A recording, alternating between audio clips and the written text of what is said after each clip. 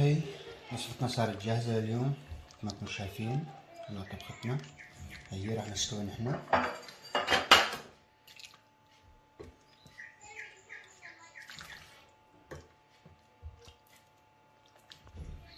طبعا هي هيك صارت جاهزة مثل ما شفتنا طبختنا. طبعا هي الأكلة تقدم جنبها رز، وهي أنا طابخ رز على كل حال، والرز عندي جاهز.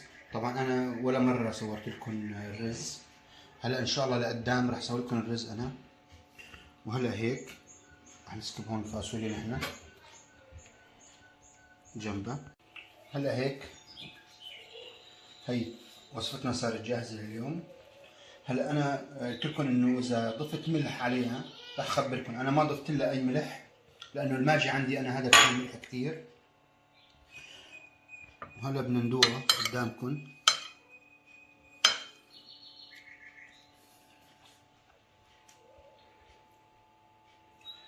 كثير طيبة وجربوها. هلا شايفين اللحمة كيف؟ اللحمة مستوية تماما معنا.